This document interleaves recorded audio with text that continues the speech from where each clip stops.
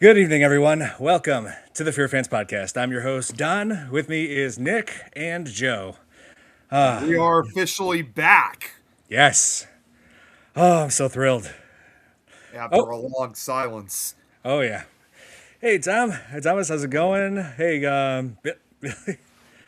oh yeah, time to pick up the phone. Oh yeah, the that's the one scene that everybody always talks about in this movie. So, Yeah. yes. So we figured that since tomorrow was April Fool's Day, why not cover a horror comedy? And with the new movie being released in June, we're going back to cover the original Scary Movie. Yeah, why not? So might as well do it when you have the chance. Oh yes, and I have a lot of fond memories of watching this movie as a kid when I was too young to watch this movie. Yeah, one of those type of movies. Oh yeah. So I guess we'll start off with when did you guys first see this movie? Oh man. Um man, it was definitely several years ago. I know it was during my middle school years. To be honest, I haven't even to this day I still haven't seen the full movie. I've seen no. That's not to say that I've never seen it at all. I have seen, several parts of it. Just you have to remember too, at the time that I was watching it, we didn't have all these movie watching websites, and we couldn't record stuff back then like we could now. But that was probably as close as I could say as the first time that saw it. So at least in some way or shape or form, I did still see at least parts of it. Oh, nice. And oh, that's Joe's dog. Okay. Joe's dog, the howling. Yeah, that howling. I believe we already covered that one. Yeah, we did. We did. I saw this movie, I don't know, about 3 or 4 years ago or something like that. I just, you know, and then I watched it again 2 days ago. So, Ah, I see. And for me, I watched this. I believe when I was 10, when my older cousins rented it, and I watched it with them. Oh man. So you were quite young when you saw it yourself. Oh yeah. And this Yeah. was let's see, it was just 2 years after it came out. So It was 2000, right? It came out. yep, it came out in the year. It came out in July 7th, 2000. That's right. Okay, so I was right then. So yeah, you saw it done in 2002. Yep, that's right. And love it so much that I actually have the first three movies. And to me, the first three were like the only ones that are worth watching. I'm hoping the new one is as good as the original three. Yeah, yeah. Well, we saw the trailer for it, so it did look pretty good from that standard. Cause, Oh yeah, the Wayans brothers are back. hey, Kate's here in the chat. Hey. Speaking of those who's back, there's Kate in the chat. What's up, Kate? it seems like a lot of the horror movies are only good up until 3, and then after that, they kind of suck. Well, in some instances, yes. And yeah, but there are exceptions. I mean, I thought Friday the 13th Part 4, Final Chapter, was good. Yeah, because that could have really been the. Oh, and by the way, look who's also back too. Slinks. Hello, Slinkers. Slinky needs to make her appearance. You know what? At this point, we ought to start making Slinky because she shows up all the time when I'm on my show. When I'm on anyone's shows, she ought to at this point be the mascot. She's the mascot, the mascot of the Fear Fans podcast, right there. Love it. Not just Fear Fans, just the mascot of any podcast that I'm on. Nice. And now she's gone. She just wanted to make her appearance. Nice. And I love how this movie was just made as a family effort with the Wayans brothers. It was directed by Keenan and Ivory Wayans, and who also it was directed and produced by him, and his brothers Marlon Wayans and Sean Wayans also wrote this film and played characters in it. That's what made that so genius. I mean, Yes. that's what made the film so good. I mean, the Wayne brothers were just genius when it comes to comedy. Oh yes, and oh yeah, that's very true. And I have high hopes for the new one now that they're back after 25 years.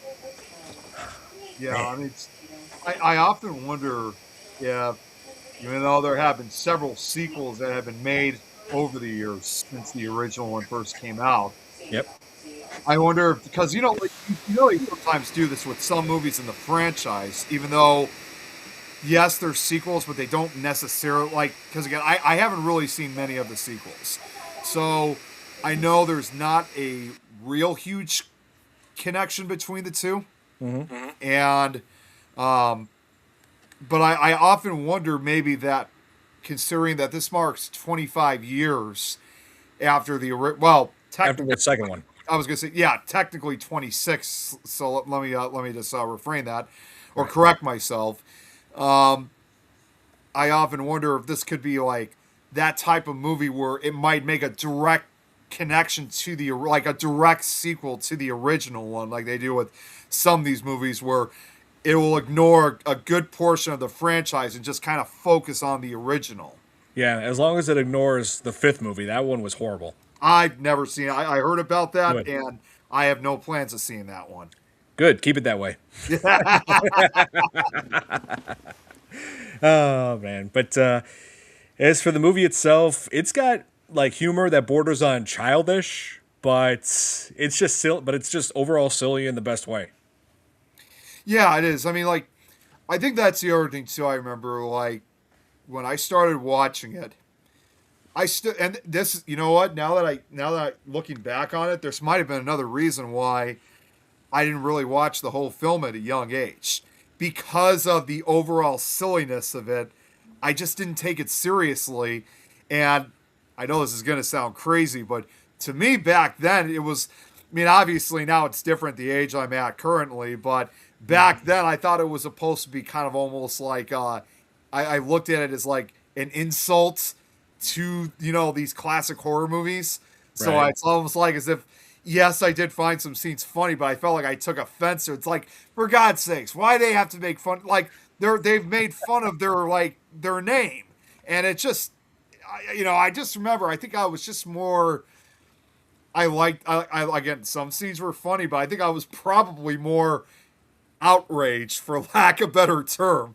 But obviously, at just 11 or 12 years old, that or even yeah, about 11 or 12, I still didn't really get the understanding of the so-called parody movies at that time. So it wasn't really till probably many as I got older into my teens that I really understood what the whole meaning of that movie was supposed to be about.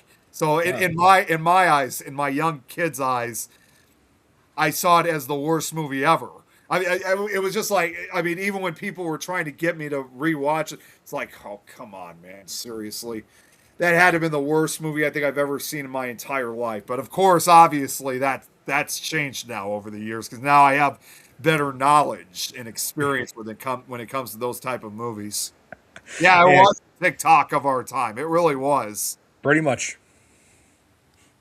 Oh yeah, that's true. The names that they take on like parody like the name of the actors from the movies that they make fun of. Like the opening scene, the character Drew is from Drew Barrymore, who played Casey in the opening of Scream. Yeah. Yep, and she was played by Carmen Electra, of course. Oh, that's right. Yeah, Carmen Electra was in it. Yeah, I just and forgot about her. oh yeah, and like now as an adult watching this, I find the movie even more funny. Like, like how the opening, like she was saying, like, oh, her favorite scary movie is Kazam, where Shaq plays a genie, and the killer's like, that's not a Oh, horror movie. Shaq. I forgot Shaq was in it too. Yeah, and the killer's like, that's not a horror movie, and she's like, well, apparently you haven't seen Shaq act. And I'm now thinking back to Kazam. I mean, the movie does focus on a genie, which is a grown adult male who spends the movie following a young kid around. So she may be onto something there. Well, it's just hard No, to believe. maybe it is scary. Well, I'm not. I'm not trying to make fun of Shaq, but I will at least say this: he is. I mean, yeah, he's an awesome guy, but he is a bit intimidating. He's like 7 feet tall, so probably seeing him is kind of a bit scary. Because, I mean, Joe, you said it's about my height that I'm pretty intimidating myself. Hey, Kathy, Yeah. Kat, Hey, hi, Catherine. good to see you here. So, I know you've always said, Joe, that I'm quite intimidating, but imagine if I was standing next to Shaq. I would no longer be the intimidating figure anymore. Oh yeah, and yes, yes, That's, you're right. that's why he stopped doing those commercials for Papa John's or whatever pizza that he bought Oh, out. he's He scared off all the customers from calling in. It's not even just that. He's done like everything. He's like in so many. He was like in so many commercials. He was in the what those house commercials saying about 60 years about. I don't remember what company it was that he was referencing. Shakana? Oh yeah. I just don't remember what it was. Yeah, I just feel like there's plenty of things in Kazam that did not age well because there was a scene where the main character, the kid, wakes up one morning and Shaq is right there in bed with him. If I saw that, I'd be like, "Oh my god, I'm calling the cops." Yeah, that's funny. But let's see.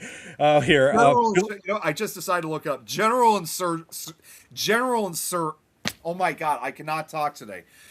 General Insurance commercials. That's what Shaq was in. Yes, along with Icy Hot. I remember those. Those were also from the early 2000s. Some Pepsi commercials and Macy's. That's right. I remember those. He's like in everything. He was. He really was. Let's see. Oh, I'm trying to. Here, Billy wanted me to show you a comment. Hold on, let me scroll back up and. Oh, here. Shannon Elizabeth's character is Buffy. Yeah, like Buffy the Vampire Slayer, because Sarah Michelle Gellar played that character in that show, and she was also a character in I Know What You Did Last Summer, which was also parodied in this. Funny enough, I was just talking with someone last night who was just watching Buffy the Vampire Slayer on television. So it's funny you mentioned that. Mm-hmm. Yeah, the Macy's commercials were popular, Santi. I remember those. Yep. Yeah, man. Just thinking about Buffy the Vampire Slayer makes me miss Michelle Trachtenberg and also like Nick. What was his name? He just died. He played Xander in that show. Yeah, I can't believe two of them dead within a year. I know. Nicholas Brendan, that's his name. Okay, yeah. I'm just gonna say one more thing about Shaq, and you might not actually realize that I never even told you about this, Don. This was several years ago. I'm not going to go into detail. It's going to sound a little bit unrelated, but I'm going to go right into the detail of what I'm going to bring up. Yeah. So, believe it or not, several years ago, probably almost 10 years ago now, I actually went out on a date with a different girl. Obviously, that girl is like gone. I don't know whatever happened with her. But at the time that we only went out for one date. It was just a one and done thing. But at the time that I was with her, she actually told me that she had a relative of hers who knew Shaq personally. And I was like, and I remember she was telling me that. I was like, "You're kidding me." And she's like, "No, she wasn't." She's like, they had some type of, not necessarily close relationship with him, but one of her family members did know him. And I don't remember exactly what because again, it was almost 10 years ago. I just don't remember what it was. But either way, hearing that was pretty cool to hear, thinking, wow, check that out. Like, even though she didn't necessarily know him personally, knowing the fact that one of her family members did, that's pretty cool. Yeah, I mean, hey, I feel the same way about my cousin Allie, who's an actress. I've told you that. I think I've said that a bunch of times on this channel. But yeah, my cousin Allie Coburn, she's worked with a lot of great people in the movies. Like when she was in that movie Neighbors, she actually did go on a date with Zac Efron, and I'm just like, whoa, that's amazing. Yeah, it was just one date. Nothing happened after that. But it was probably like one of those, you get to hang out with me or something like for one day or something like that. I don't know. Yeah. I know some actors and actresses do that, like spend a day with me, or like come out and work on this or win a prize to spend a day, that kind of thing. Probably one of those type of guys. Well, it wasn't like win a prize or anything. She did not a prize, but you get what I mean, though. I know, yeah, I hear that. But she worked with him in that movie and the Neighbors, and so they went on one date and then that was it. But coincidentally, she actually is married to another guy named Zach, who's also an actor, and I'm thrilled to announce that they just had their second kid together now. Well, that's awesome. Congrats to them. Oh yeah, she was also in American. Yeah, that's right, American Reunion, where she played Kara. Yes, and she's also in The Baxters on Amazon Prime. Definitely check that show out. Really interesting. Yep. Hey, Jeremy, what's up? Yeah, Jeremy Brunton. Has he watched our shows before? I don't remember. I'm not sure. The name looks new to me. Yeah, I was gonna say, I think that's Joe. Have you seen that on your shows before? Yeah, I think that's a new viewer. Well, in that case, I'm gonna say Jeremy Brunton because we also have another Jeremy on this network, but in case by the name of Jeremy Yorks. But for Jeremy Brunton, either way, welcome, welcome. Yes, welcome. And so, yeah, that opening scene really set the tone for like the kind of ridiculousness you'd be in for. Like when she's from something like when she makes the popcorn the old-fashioned way in reference to Scream, and then the popcorn keeps on bag keeps on inflating impossibly big. Yeah, that's right. And then he says, I like, she's like, why do you want to know my name? He says, I want to know who I'm looking at. And it turns out he's outside like on a bench reading a Playboy magazine with her in it, apparently. I'm like, wow. God. Of course. And she's like, I want to see what you look like. And she's like, well, turn to page 54. Oh. So Oh here, my check this God. out what Jeremy Brunton just said. Yeah, caught a show Jeremy York in the past. Saw you. Oh, okay. So he's a past viewer. Just probably hasn't seen this show. Well, you're still new at least watching this show. But either way, welcome, Jeremy. So Yes, always welcome. appreciate it. Also, real quick, just before we get to, I just want to get to Santis quickly. Tara, okay, no. We're not counting. Teen Titans Go is absolute shit. If you want to think of Tara from any part of Teen Titans, it is the original good animated series that aired, funny enough, a few years after Scary Movie in the early 2000s. That is the only one I'll think about. Teen Titans Go does not count. It's absolute shit. It may have the same voice actors, but it's absolute shit. That's right. That's great. That's like, I refuse to ever watch that reboot along with that god awful looking reboot they did of what was it, Thundercats? It was like an Oh, anime. God, yeah, that. Along with, and bet you didn't know this, Teen Titans Go even did a crossover, which that just was awful. Oh, They did they did a crossover with the Powerpuff Girls reboot that was running Oh, at that time. God. And I hate to bring this up, Don. This is on one of your favorite characters. They even did an episode where they featured Beetlejuice in it. oh, Yeah, okay, so I'm gonna be honest, I did watch that clip, and first of all, it was not the same guy, and secondly, I was not impressed. Thinking, you yeah, know what, no. this show, it's never gonna have a chance. Yeah, Thundercats Go. Yeah, that one was terrible. You know what? That's how I feel anytime I do see that. I'm just literally like, Yeah, I felt that way when I watched the first episode of Velma. Yeah, never again. Ever again. Let's see. Oh, I think there was something else I wanted to mention. Oh yeah, like there was actually another movie that was released in the same year as Scary Movie. It was also a horror parody. It was called Shriek If You Saw What I Did Last Summer. Yes. Yeah. It was pretty much, I mean, right now it's pretty much a forgotten film. It was supposed to be released theatrically, but then when Scary Movie was announced, they felt like they couldn't compete with it, so it was straight to video. Yeah, I figure. And another, not necessarily a parody, but there was also one other movie that came out in 2002, which maybe, and I mean 2000, not 2002. Not necessarily a parody, but, and it's probably something we could talk about sometime down the road.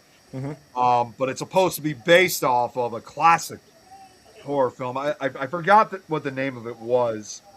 It was a vampire film. And it was supposed to be kind of on the take on Nosferatu. Because there was that urban legend that supposedly the actor that portrayed Count Orlok in the original 1922 film, I forgot his name. His name was what was it? Max Schreck. That's what it was. Oh, right. Yeah, there was that urban legend supposedly saying that Max Schreck, who portrayed Count Orlok, because his performance was so realistic and so terrifying, that there were these legends saying that he was actually a vampire, which in fact he was not. Although, truth be told, if you look at actual pictures of him, he did kind of have a creepy look. But that movie, whatever the title was supposed to be on the take on the urban legend that he was actually a vampire. So It's interesting when you think that the year 2000 released quite a number of films, not just parody films, but they just like also released other movies that were based off of classic horror films. Yeah. Just a take on the urban legends or just a different take on a classic movie. Yeah, So, I feel like the big slasher craze of the teen slasher craze of the '90s is what sparked that, because it's like there's somebody, and like the fact that a lot of those had some humor to it, like Scream. It's like, yeah, Scream had some serious things going on in it, but there was humor to it, and exactly. So, like, to me, in my opinion, I don't think they could have chose a better time to make movies like that, especially at the start of the new millennium. right, To really like start off with kind of almost like a new genre or a new take on horror movies at that time. and that's true. So, Oh, and that movie, actually, I just decided to look it up. That movie was called Shadow of the Vampire. And yeah, that came out. yeah, that I remember. Okay, it's coming back to me now. Shadow. Of the Yeah, Vampire. that came out.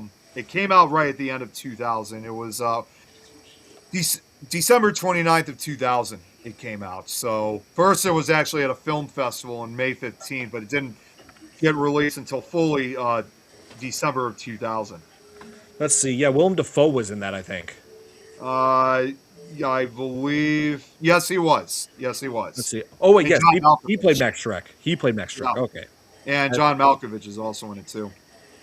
Oh yeah, that's right. Hey, But the how's difference it is going? compared to Scary Movie. Hey, Nikki, good to see you here. Nikki. Difference is obviously only like Scary Movie. Yes, it's a take on Nosferatu, but it was not necessarily meant to be a parody. Right. Oh yeah, Sant. Yeah, it's true, Nick. They made a horror movie out of Pinocchio. Pinocchio went Oh strong. God. I did a reaction video to it, which is getting quite a few views. Well, Oh, gee. didn't they do that to Winnie the Pooh and what was the other one? There was another one. They were gonna do one They're with Mickey ruining my Mouse. childhood. I mean, it's all this stuff that you grow up on, and then they're turning it into horror movies. Yeah, They I was were going to do that too with Mickey Mouse, apparently. So, because apparently, I bet you guys didn't know this, because I think it was Greg who said this, but he had told me and Jeremy a few years ago on an episode of either with Supernatural Talk or 13th Dimension that I don't know how it's possible, but somehow Disney is somehow losing the rights to Mickey Mouse. Yep. So because of that very reason, that's when they started thinking, well, if Disney's going to lose the rights to Mickey Mouse, then that means we could probably make a movie out of it, just like we did with Winnie the Pooh and Pinocchio and some of these other crazy movies that they've been making. Yeah, I'm just picturing it right now. You know, like Mickey chasing people with a knife, saying, "I'm gonna kill you all." You know, You do that well. you know, you. I'm just going to say, I'm almost going to see it very much like Mickey Mouse from like when they used him in South Park. He beat I the hell remember out of that. all his I remember brothers. that. Oh man, that's among some of my favorite episodes. It's That's just the way how they portray him is so funny. So ridiculous. Yeah, but yeah, that seems to be a new trend. They're making horror movies out of classic Disney characters. Well, I kind of like making the fun out of some of them horror movies, you know, because the first parody I ever saw was Saturday the 14th. Oh yeah, yeah. I've heard of that one. I remember that one. Yes. It was like kind of making fun and poking fun at, you know, Friday the 13th. And, Right. but it had vampires and it was a total, I mean, it was funny. Yeah. I mean, Yeah. nonstop laughter. Right. Oh yeah. Oh, It's been a so while here- since I've seen it.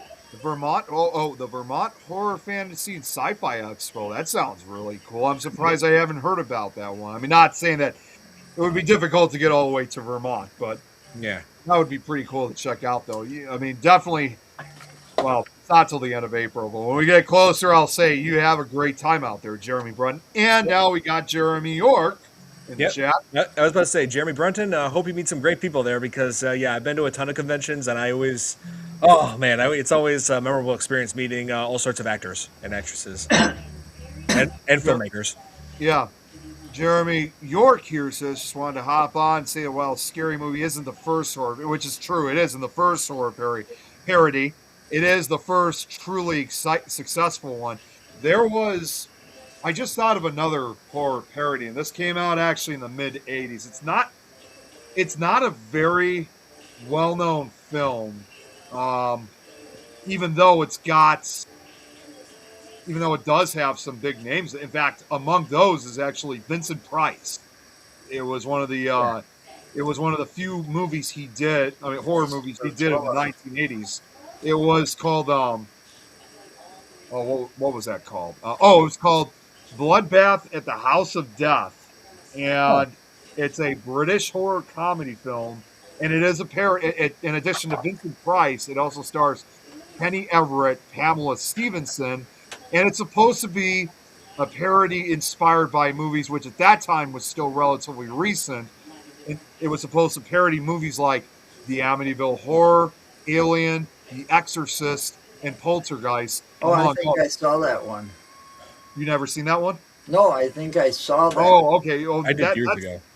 Yeah, that one I haven't seen myself, but it came out in 1984. Although I did watch a clip of it. Here's the funny thing. I'm just going to throw this, and if I'll say it again if we ever do talk about it on the show. But you know, it's kind of weird when you watch this movie because, again, I've only seen a clip of it. It's with Vincent Price, who stars as like a satanic priest, and it is. I kid you not. It is one of the few times that he actually swears on camera, but it's funny too at the same time. It's supposed to be funny. Yeah. Oh yeah, I gotta watch that one again. And you have seen it? Okay, I have. It was a while back.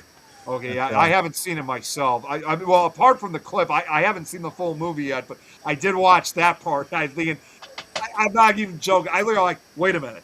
Did I just hear what I think he just said? And I had to rewind it back. Like, oh my God! Oh shit! I burned my hand. And they all repeat after it. Oh yeah. But I wanted to finish explaining the opening scene. Like, I love how it also parodies the sort of tropes in horror films. Like, it makes fun of like characters making dumb decisions. Like when she's confronted by the ghost face, she, instead of just going out the front door, she runs to a table where there's weapons set down, like a gun, a knife, and even a grenade, but she takes the banana. Oh, God. Yeah. And then she runs outside and comes across two signs. Like one sign says, "This way to safety." The other sign says, "This way to death." She goes the way to death. Of course. And then Ghostface, it tears off her shirt, tears off her skirt. She's running around in her underwear and into sprinklers. I always made a point about horror movies. The women always end up trying to escape in their underwear. Yeah, I've seen that. Friday the 13th is a good example of one of those, you know? Yeah. Well, and I just thought of another movie that did that too. Was freaking Humanoids from the Deep. Oh God, that movie is kind of disturbing. It is disturbing, but I thought it was just kind of funny because it's like, not even gonna comment on that, Billy. yeah, like I'm just gonna say I thought this was just kind of, it's a messed up movie, but what I thought was kind of funny about that seemed like for something like that we just brought up is that tent scene basically, and when one of those humanoid creatures tries to attack the woman, she runs out of the tent, and then you realize suddenly that she's played by a redhead with, not to sound weird, but with a breast size about 3 times larger than the woman in the tent. Oh God. But it just goes with that. It just goes with with what you guys are talking about. Is they always run out when they're like in a horrific situation like that of survival. Kate says, "Why aren't the men running around in there?" Yeah. Maybe that has happened. Maybe there is. Yeah, I thought I was going to shower scene. Okay, yeah. And there's always a shower scene. That's because of Psycho. Yeah. Psycho yeah. Totally. And that shower scene from Psycho has been iconic. It's iconic, and it's been reused and remastered in so many different ways, even in cartoon form. That's right. It is. You know what? I was just thinking, Don, I don't know if you remember, this goes back again to that, around that same period that we grew up in. You remember, I don't know if you remember an episode, you remember Dexter's Laboratory? Yep. There was an episode like where his dad was taking a shower, and suddenly it's all in black and white, and all of a sudden someone comes in, and of course, obviously back then I didn't realize that was a parody scene out of such a classic horror movie as Psycho. I thought it was just made for the show. Or at least I thought or maybe at least I thought, well, it must have been based on something, but I just didn't know what it was. And Psycho was based on who? That was based on the real life killer, Ed Gein. Yeah, based on the novel by Robert Bloch. Robert Bloch, yeah. Yes, and which was based on Ed Gein, or inspired by Ed Gein. Correct. Yes. And I also know that was series WTF. That series WTF moment when Ghostface finally like stabs her in the chest, but his knife pulls out her breast implant, and I'm just like, what? I'm like, wow, really? I mean, you would have thought they would have been bigger. I mean, it is Carmen Electra, so. Yeah, it is. What do you? I was gonna say, what do you expect? It's Carmen Electra. Yeah. Hey, Pickle Tom! Pickle Tom's in the house. And let's see. Oh, also, we got to mention like the bedroom scene where Bobby is going goes up to Cindy's bedroom. But I noticed one thing I never saw before until recently, where there's a neon sign that said "open." Like, who would put that in their kid's bedroom? Seriously. I mean, unless it's like one of those.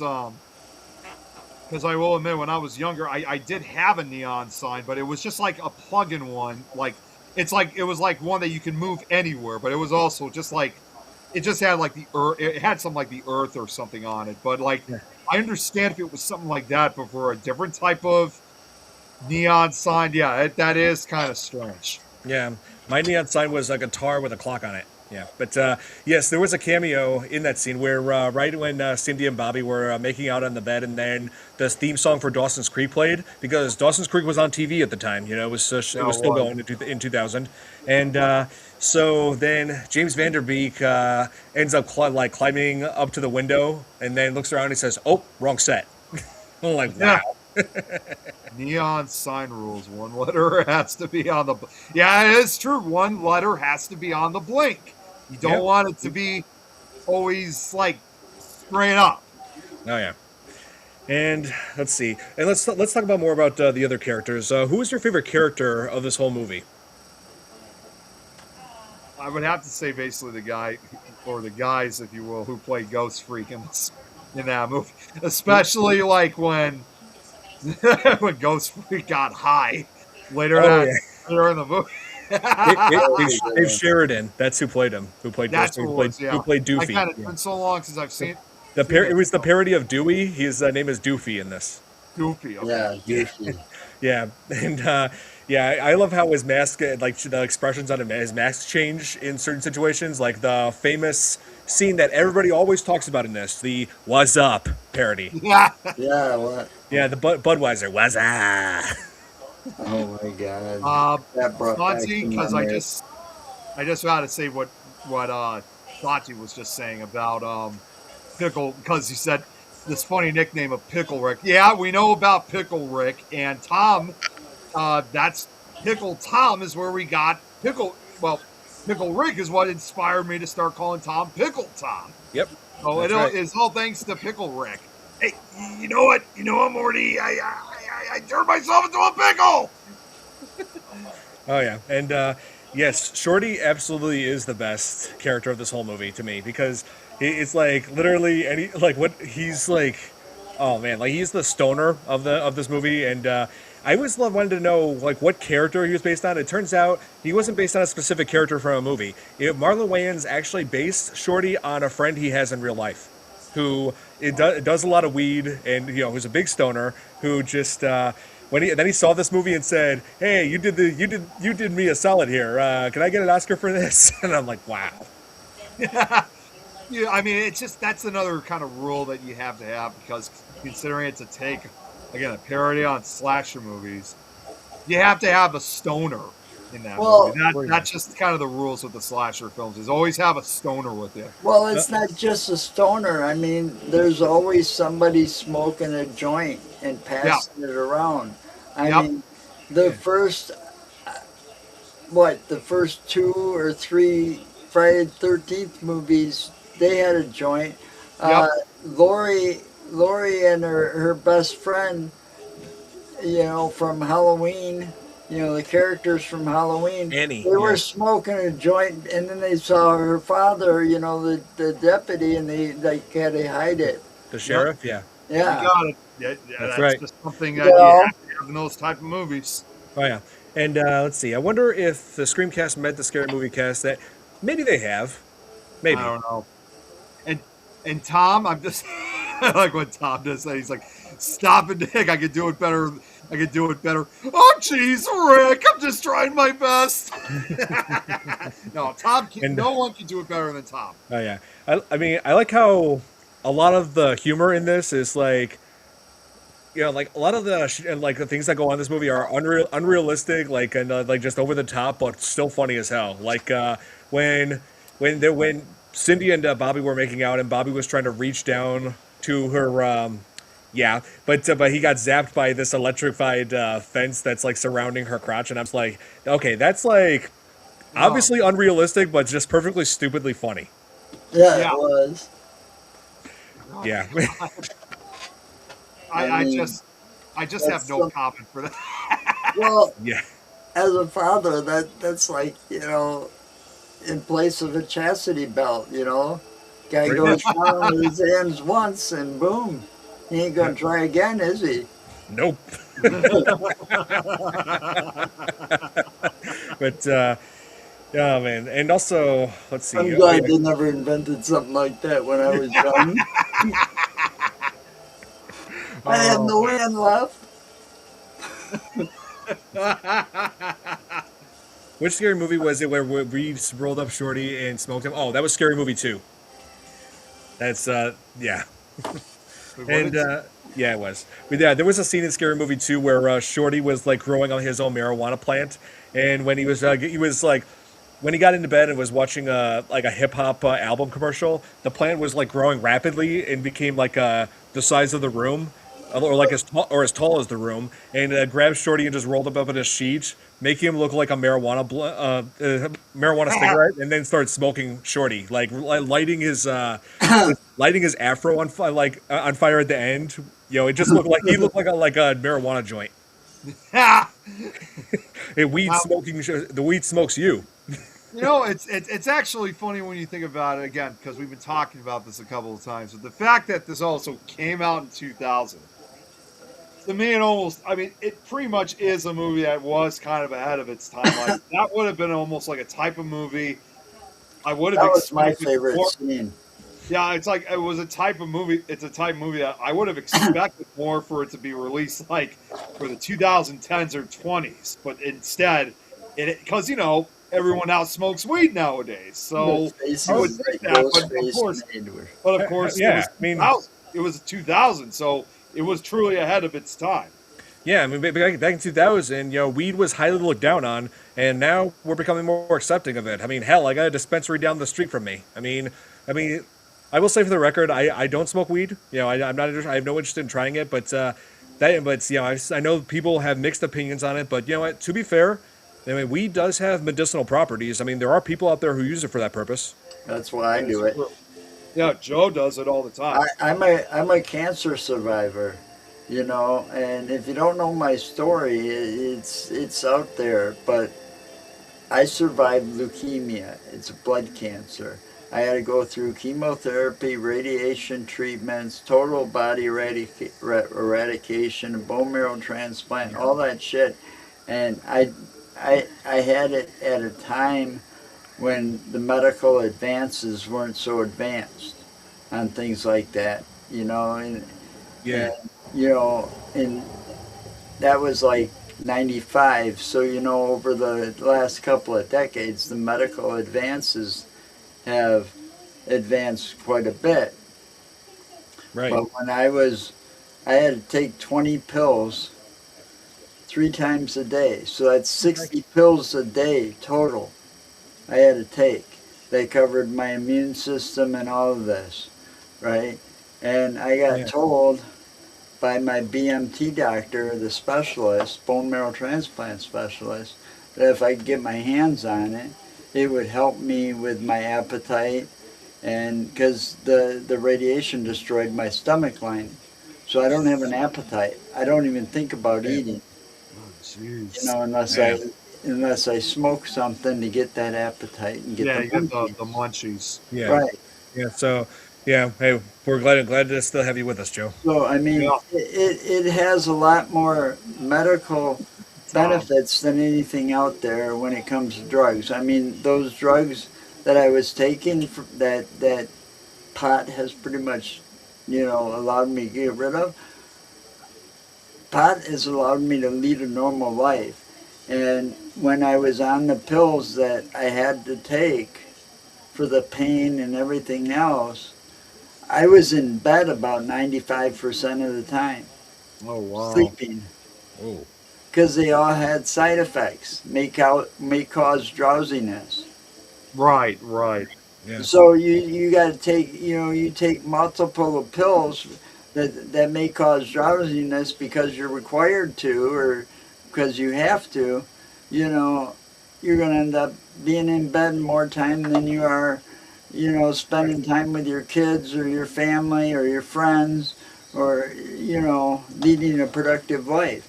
That's And, right. and when she told me to do that, it caused a few personal issues, but at the same time, I was able to lead a productive life. You know, Yeah. I drove Absolutely. cab for a living. I was able to go to work for a few years. You know, Yeah. Yeah, Uh, you were able to live your life. yeah. yeah. You're That's what's most you're a important. true survivor, Joe. Yes, sir. So and that's my spirit animal is a wolf Hmm. because we're Hell yeah. survivors. Hell yes. Absolutely. That's why the Siberian husky, is my pet. She's not my pet. She's part of my family. She's my companion when my wife ain't here. Yeah. Awesome. Sure. That's great to hear. Oh, here also done. Ghostface mask changes. Oh yeah. Yeah, that's Yeah, what I was. That's what I Yeah. was. Yeah. There's like that scene was hilarious too. yeah, and also the scene where Shorty and his friends at a party were like in their own room like right after Shorty parodied the "I See Dead People" from The It's, Sixth Sense, and then Ghostface. Then they decide they ran out of papers, so they decided to try to create a bong, and they did so with the filter system of an aquarium, and. So as they were doing that, Ghostface walks in. You expect him to like go kill them all, right? But no, he just joins them on smoke on like, and they were like, "Talk, talk, talk, talk." yeah. Yep. Yeah. Hey, Broxton. Good to see you here. Oh yeah. And then he decides to make calls saying, "What's your favorite Oh, scary sorry. movie?" And they Sorry. all joined him on that. Hey, Braxton. I didn't mean to click it. I didn't mean to click it again. I didn't realize. No, no, you're good. You're good. And well, let's see. What other scenes do you guys remember from a scary movie that you like? Oh man. What else do I do? Again, it's been so long. What else do I remember from that? What about the Blair Witch Project parody?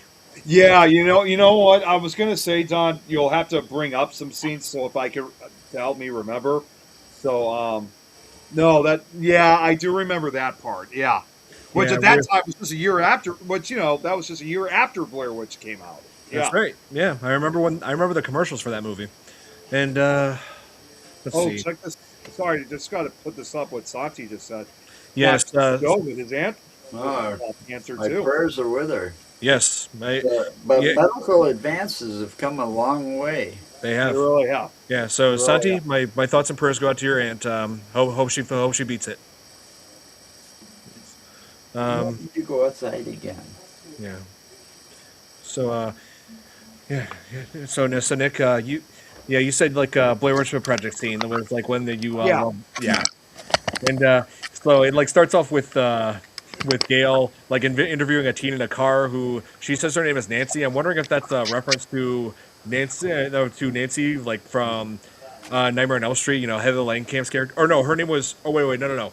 The character said her name was Heather, so I'm guessing that's a reference to Heather Langenkamp, who played Nancy. It's possible. Might But, be. as a reminder, Yeah, we had the opportunity of meeting her at the Days of the Dead festival last year. that's right. Yeah, yeah. Heather Langenkamp, she's great. She really is. Oh yeah. Yeah. And Yeah. Just like she is when she did that. What was that? The movie that they did where they were with making the movie with the, you know. Oh, New Nightmare. Yeah, New that's Nightmare, it. that's what it was. Yeah. That's right. That's Oh, the one. check this out. So I just got to say real quick, I can't tell. I think this might be another new viewer here, Frank Castle. Yes, he's been watching some of my live streams lately. Oh, okay. Yeah, Well, yeah, Frank first off, Castle, he's great. Yeah, Frank Castle. In case you don't know, Nick, Frank Castle is a reference to the Punisher. I figured. Yeah, Okay, so well, first off, it's nice to meet you, Frank. So and Braxton, we just talked about that scene earlier. Yeah, I said that like that would be unlikely to happen in real life, but in this, it's like perfectly stupidly funny. It was. Yeah. Frank's asking Don, what do you think your spirit animal is? Ooh, let's see. I think the Megalodon. You know, it's Megalodon. fearless. It's fearless, and no one dares to mess with it. That is true. That is very true. And as far, I've never really thought about exactly what my spirit animal could be. Yeah, I would probably have to go through like one of those. I would have to go through a reading, like to get someone else's point of view of what they think is the spirit. I mean, I think I was told about it, what it could be before, but it's been such a long time that I've thought about it. So someone's just gonna have to probably like refresh my memory into thinking like what they think is my spirit animal. Ah. Yeah, Oh, and his is a bull terrier. Bull terrier. Okay, that's a good dog. Well, Yeah. I survived so much that's why the wolf and I are. Well, I'm just going to throw this out too, and this is actually something I think I should let your viewers know, Don, too. And this, like at the time that we kind of had been away for a while, I think it's kind of important for me to bring this up. Okay. Obviously, well, I mean, yes, this was now almost 2 years ago. As you guys know, like obviously, almost 2 years ago now, I had brain injuries, which I managed to survive. But I also want to let everyone know too, during the times that we were off the show, you know, after the beginning of the new year, I have been making better choices for myself, better health choices, better food choices, and I am proud to say that I've lost over 30 pounds. Oh, so not sure. Nice. So for everyone that's watching, I don't know if you guys can tell. I probably may not look that different, but if you really look close enough, in some way, shape, or form, my appearance has somewhat changed since the last time I was on. Oh, yeah. And I lost 10 pounds. What's that? And I lost 10 pounds. You lost 10 pounds. Good for you. But yeah, I've lost over 30 pounds and still going. Back just before I came onto the show, I was doing the exercise. So still going at it. No more cherry soda. Yeah. I don't drink. The only time I ever drink cherry soda, like if it's like Dr. Pepper cherry, that's during Halloween. But I don't drink it during that time of the year. He always drinks Sprite.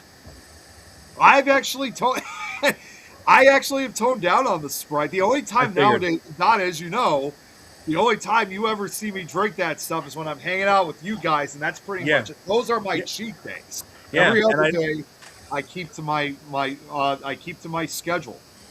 Yeah, and I know that you drink a lot of Sprites when you're hanging out with me because last time you were in the backseat of my car when we were all hanging out on the 4th of July driving to the fireworks display. I found a Sprite in my backseat in the cup holder. I know it was you. I opened when I was a couple of days after that when I was decided to clean out the car, which I always do every other day, like just to make sure everything's. But I saw that in the cup holder. I just thought, Nick, for Christ's sake, dude. Well, it was during that whole confusion we had for 4th of July when we had to run back to the house to grab a couple things. So I was in a terrible rush. I got you. So, I know. This year, I know. Don't worry. I can assure you this year we'll be more organized and more prepared. Yes, for sure. I know. I didn't make a huge deal out of it. I was just like, okay, whatever. I just took that drink and threw it out. Hey, I was trying to get a Sprite sponsorship for you. Yeah, be glad for that. that's our inside joke, Eric Andre. If you guys haven't, we'll talk about it another time. But I'll just say for now, he did some funny clip. Well, the first two are the best. The other two I weren't as crazy about, but he did these funny clips involving Sprites, and it didn't make any sense. But the one thing he always said was that he was trying to look for a Sprite sponsorship. Yeah. Oh, and Braxton brings up another scene right here from Scary Movie where there was the coach, Miss Mann, who was either transitioning Oh, for. that was disgusting. Yeah, like it's like I feel like if they made a scene like that today, it may offend transgender people. Yeah, I don't. Okay, now that's a scene I don't remember seeing. So that's something. Yeah, Yeah. let's just say it does You parody. can't unsee it if you saw it. Yeah, Okay, it well, parodies. so far I haven't seen it.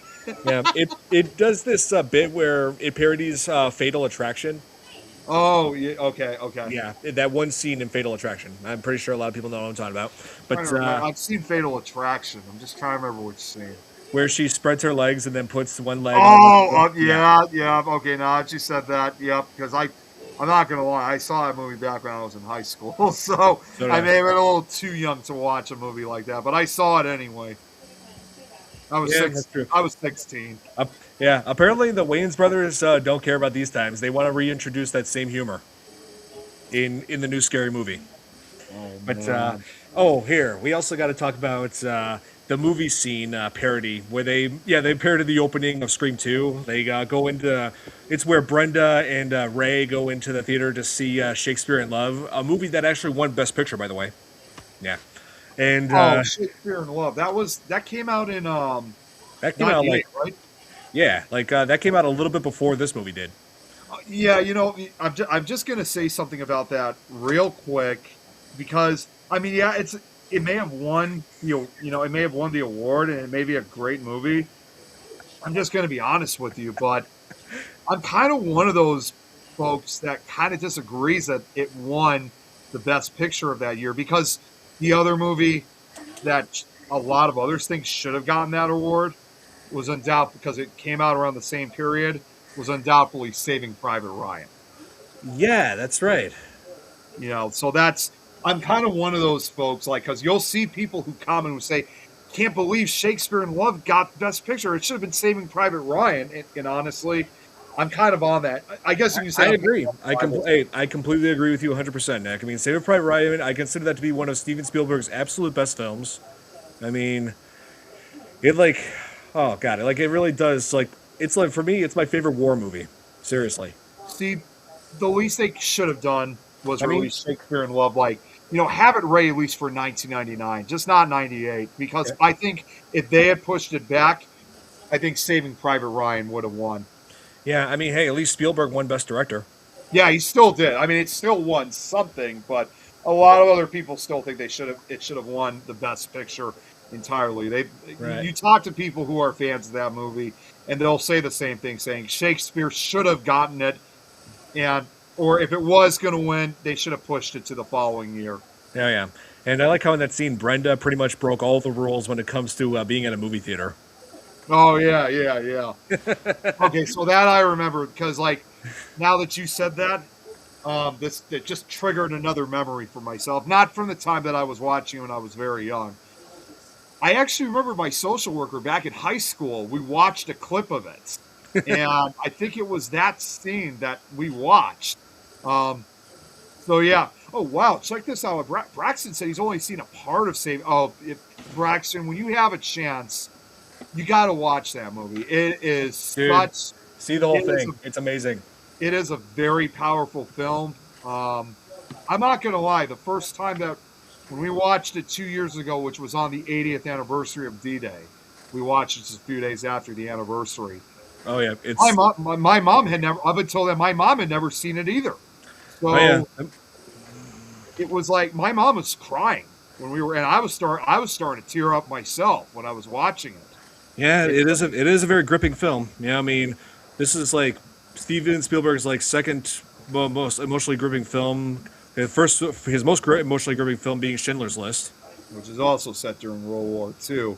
And it's interesting when you really think of a movie. I'm just going to say real quick for Saving Private Ryan. I never knew not only how powerful that movie is, but I wasn't truly aware that at the time of its release back in 1998, especially when there were a lot more World War II survivors, especially those who were involved in D-Day. Yeah. That they literally had. I heard stories that they literally had to get like therapy after watching that movie because I believe they it. were actually there.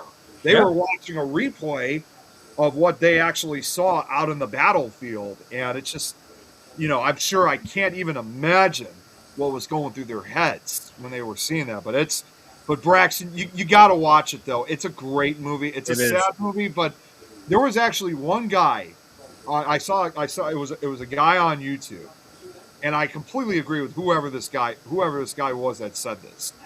He once said, "This should be a movie that, as graphic as it is, still, this should be a movie that should be shown at every school, every college, even every university, and even, well, maybe not elementary schools, but at least to middle schoolers, because to show them the true horrors of what war is really all about. It may be graphic, it may be gory, it may be violence, But that's what it was. It's real life. So it's supposed to almost give that message saying, because you have kids out there who always want to say, "Oh, I want to do this when I grow up," or "I want to be in the army." It's not necessarily to deter you, but just to kind of give you that awareness. Like, Yeah. just be careful what you're getting it's really the ultimate wish of be careful what you wish for. That's right. And here Billy said when they parodied that scene from Titanic, saying "I'm the king of the world," that actually was Keenan Ivory Wayans in that scene. Oh yeah. Yeah, they made it seem like they were parroting Titanic, but turns out that trailer was for like a movie focused on slavery, like a slave ship. And I'm just like, wow. But yeah, like, and also also this parodies the bathroom scene from Scream 2, where Ray goes into the bathroom. But I like how he came across the guys using urinals, like, because that's a parody of what happened in Scream 2. Oh yeah, I remember this that. time it was like a carnival game, like where you fire like a water gun and like try to bring like something up, and whoever reaches whoever is like horse or something reaches the top wins. They were doing that with guys peeing in the urinals, and I'm just like, really? Oh my god! I'm like, oh my god! But yeah, like gave that carnival game a whole new meaning. Yeah. Yeah, it's like I don't know how to feel about that. It's like it feels like something that some crazy guy would have in his bathroom. Yeah. Oh yeah, Billy's saying like imagine if bathrooms actually did have that. God. Yes, it's like yes. I mean, yeah. Like of course we have urinals because we're guys. So. And Braxton just brought up another movie. Glory. That's another one you got to watch. Yes. He's only seen parts of it. Yeah, that is one of the best Civil War movies. So you got to check that one out too, Braxton. Oh, yeah. This made almost 10 years prior to Saving Private Ryan. That's right. And and also I like how Brenda just, like I said, broke all the rules for movie theater. She was like talking during the movie, whipping out a camcorder, trying to record the screen, and then talked on the phone with a friend who said, "Oh, hey, my friend has seen this movie already. She said they don't stay together in the end." And right when it seemed like Ghostface was going to kill her, the audience did it for her or for him. Yeah. Yeah. They were just like, "This is for ruining Schindler's List. This is for talking during the Fugitive." Oh God! They like, "This is for ruining Boogie Nights and Big Mama's House." Like the Pope himself was like hitting her with the Pope. Yeah. Wow. I mean, it's like, hey, I'm Catholic and I'm not offended, so. As long as you're not offended, Right. And let's see. Oh yeah, we got to talk about the that scene where they do that flashback and it shows like what they did last summer. Oh. Yeah. Where they end up hitting the guy, and when they were trying to figure out what happened, Buffy picks up a boot and says, "Oh my God, where you hit a boot?" They're like, "Where's the foot?" Oh yeah, that's okay. So that's another part. That's probably honestly the only other part of that movie I can. Okay, so I do remember that part. Yeah, might be the only other part I can recall. Yeah, continue bringing scenes up, but that's another part I remember now. Oh, yeah, and when they were arguing amongst each other after finding the body about what to do, it turns out the guy's not dead. He just gets up and tells them, "Hey, it's okay, I'm fine." And then he tries then he just tries to walk away, but then they throw a bottle behind them and it ends up hitting the guy in the head and brings him down again. So then they get rid of him. I mean, something to a degree, something similar to that actually happened to me when I was 18. I was like on a bike. I was like doing my exercise, riding, and then I ended up missing, like tumbling over and just like rolling a few times on the ground. An elderly couple saw that, and like they were like, oh, freaking out, saying, "Oh, we got to call like an ambulance or something." I just get up and I say, "Hey, don't worry, it's all right, I'm good." And then then the husband said, "No, we don't. We okay. See that? We don't have to worry. He's all right." She's like, "No, we don't. You don't know that he could have some injuries because of adrenaline." And then they argue amongst themselves. Like she's saying, "We got to call an ambulance," and I'm just like, "No need for that." You never told me Yeah. about that Oh before, yeah, Don. it happened ages ago, and Okay. like so they were bickering, like completely ignoring me, and I was just like, "Okay, I hope you guys have a good one. I'm gonna be on my way then." And they were That's like, probably what I would have done. they're still bickering, and I'm just like, and I just walked away. And at that point, by the time, I'm sure it was like one of those kind of moments where when they were finally done, they turn around, they probably saw you were long gone. Yeah, probably. That's like when they say the phrase bickering like an old couple, that's exactly what happened there. He gone. As they always say, he gone. But, but yeah, I didn't have a single scratch on me after that, after I fell. Well, and I'm just gonna say something about that scene when they threw the guy up. Are they absolutely sure that the guy was down? I mean, I got a feeling I felt like he was probably most likely just knocked out, and that was it. Yeah. That could, well, actually, he did regain consciousness as they were trying to close the trunk. When he was trying to get up, they kept like hitting the trunk like on his head. They don't know Oh he's, yeah, yeah. yeah. They're like, the trunk is not closing. They're like, okay, here, let me do it. Boom. And then that knocks him unconscious. Yeah, these That's, guys, okay, at that point, if they did that, then yeah, they probably definitely killed him then at that point. yeah. God, like these teenagers are so stupid, but that's the point. They're like making fun of how dumb like people are in scary movies. Yeah, exactly. It's like they're just making the dumbest of decisions, and it's insane for what they're doing. Yeah, and I like how when they were like, "Wait, we should check his wallet." Why? Well, he might have some money. I mean, we already killed him. Might as well rob him. And I'm just, it's like, hey, Wow. I make that joke when I play video games too, like where it's like I take down an enemy, a bad guy, whatever, and you know how like you get to collect ammo or money from your enemies. Yeah, Yeah. I was like, I mean, hey, we already killed him, so might as well rob him too. There was something like that too, and I just thought of another parody horror movie, which was released during the height of the slasher craze of the '80s, Slumber Party Massacre. That's right. You know what? I Yeah, know there it. was that. Yeah, there was that one scene where the girls they accidentally kill the pizza guy. One of the girls gets hungry and he ends up taking the pizza out from underneath him and then puts it on his back and eats the pizza off this poor dead guy. Oh my Like God. saying that if it was still cold or something. Like such a mean spirited but such a hilarious scene at the same time.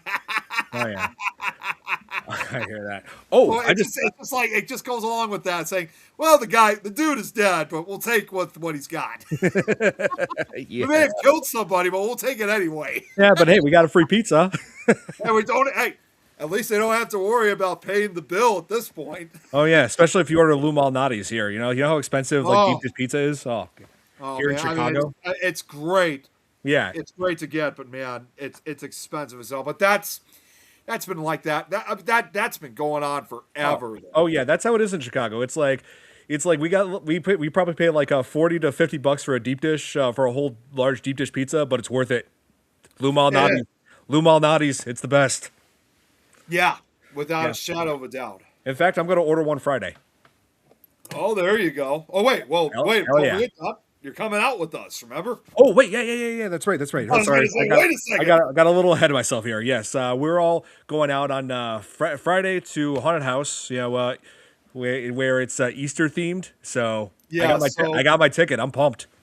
yeah, so I'll just throw that out since we brought. So yeah, this haunted house we're going to is it's a notorious one. It's not necessarily in Chicago. It's kind of more out in the outskirts. It's in DuPage County, I believe.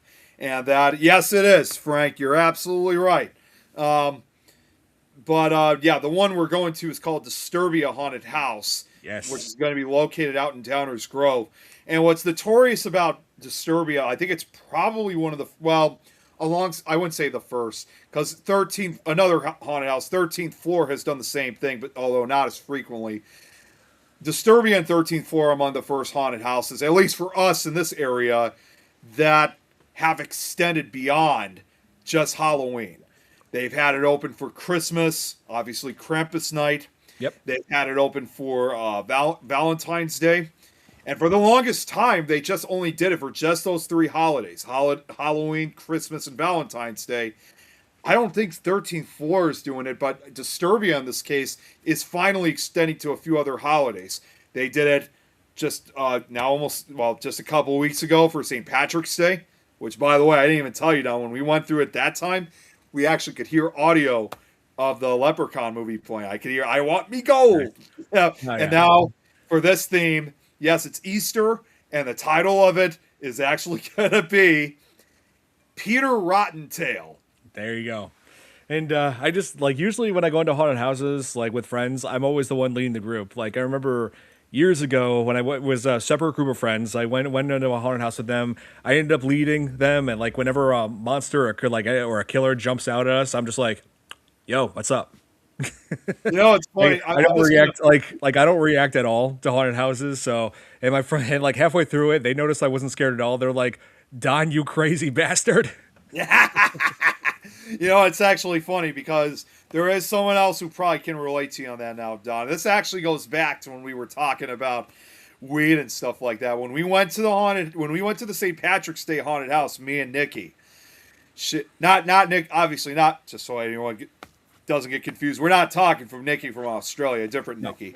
When Nikki and I went to the haunted house, she did smoke a blunt before we got into the haunted house, and as we were walking through, she kind of basically probably had almost a similar personality to like how you just described yourself, Don. She's like just like happy and just having a good time. She said she only ever jumped twice in the haunted house, but you know what? She still she had a good time either way, and that's why she's looking forward to it. So I can't say for sure, but there is a likely chance she'll probably smoke it again before we go to the haunted house this Friday. And so, like, I remember the biggest way I kind of trolled a monster that was trying to jump out, or a guy dressed up as a monster who tried to, like, scare me by like hanging down and just like swinging forward, be like, ah. And what I did with him, I just went limbo under him. I just was like, la la la la la la la la la la la la la. Yeah, limbo. Yeah, just did that to mess with him. Check this out. What Kate said. When I went to a horror circus and threw up in line while waiting for the show. No. Oh wow, that's pretty extreme, Kate. I've never heard of that kind of reaction like that before. I get a kick out of some of these haunted houses, especially the ones that are, put up at carnivals, or the big ones like up in the Dells. We've got a big one and stuff like that. I walk through them. They don't bother me, I can anticipate everything because a lot of times they don't hide it very well from a guy like me. You can see the switch, or you can see the beam that if you break it, something will happen. The trigger spots. There's a lot of them. If you look, there's like you step on a certain place on a mat, something will pop out at you, or make a noise, or So I end up figuring all this shit out before it even happens. Because I can spot, if I step there, watch, this is going to happen. So I go and I step forward and I ruin it for everybody behind me. Oh, man. There was one time, I remember this was over a decade ago, we went to Six Flags Fright Fest. God, you weren't with us. For this occasion. Oh, that'd be cool. Hey, Nick, after that, let's get back to Scary Movie. Yeah. No, I'm just going to say, there was... it was, and that was back to when the prices were reasonable. Nowadays, it's just absolutely insane. Oh yeah, we went through one of the haunted houses, and there was one that actually did a great job scaring the hell out of us. Because we had the expectations, but this we did not expect. We walked by, I think it was supposed to be like a hot tub, and the hot tub basically had like all these fake limbs and stuff like that. Oh. And we just kind of figured that it was just for decoration, just to add the unsettling atmosphere. And I don't know how we did not expect this, but all of a sudden, this guy literally jumps out of the water like, dude! Like, holy shit! I was like, okay, that was good. That was we literally said to him, that was really good.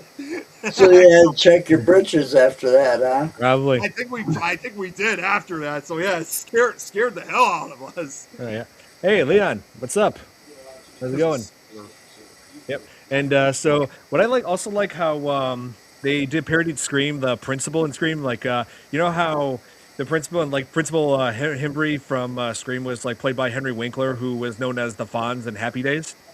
Oh yeah, yeah. So what they did in Scary Movie was they had a character named Principal Squiggy Squigman, played by David L. Lander, who is known for playing Squiggy in Laverne and Shirley. I grab breath. Laverne and Shirley. Yeah. Yeah. So yeah, they took a greaser from another franchise and put that in this. Yeah. Yeah, but the thing was, you mentioned Fonzie, and that character Squiggy, from Laverne and Shirley, Fonzie, they were on the same show a couple of times. Yeah, that's right. Yeah, Scream came before Scary Movie. That's right. Yeah, 1996. But that is funny. Yeah, it is. I find that hilarious. Now that I'm older and I understand the context, I find that hilarious. Yeah. And, let's see. Oh, and I like how after Greg was killed, they go to the area where it happened, saying there's no blood or anything, and then it shows the ghost face in the background just mopping everything up, and they're completely oblivious to it, and it shows him carrying the body like in a bag, like dragging it.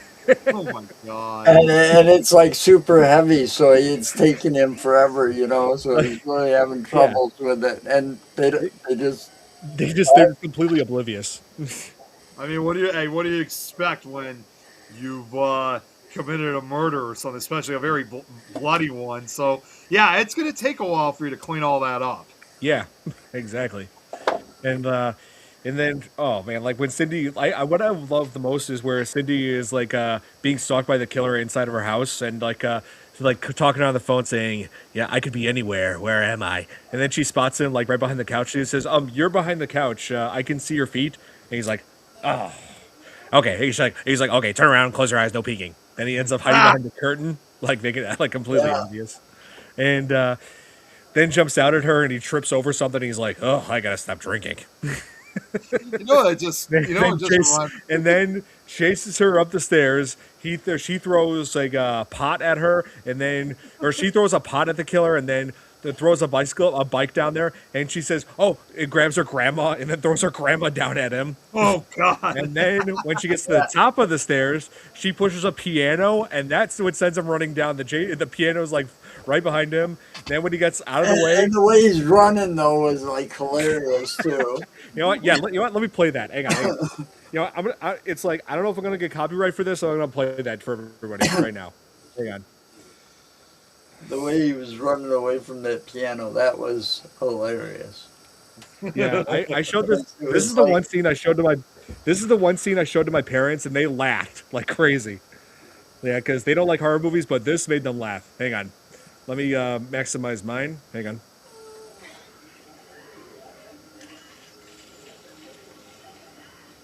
Just like throwing all this stuff. Oh, goodness, grandma! Goodness.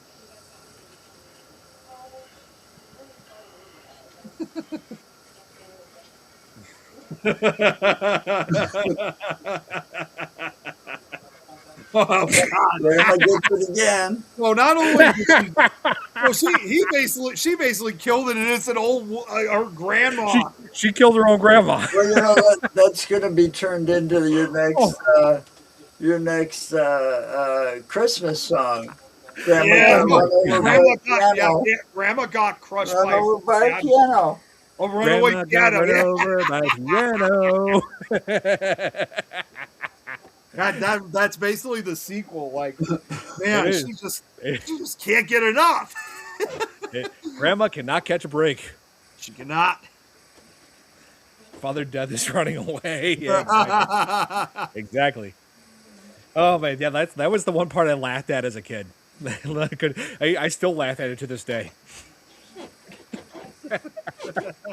Oh my god! But then this what happens right next? I think it's even more hilarious as like now watching it, knowing the context of it.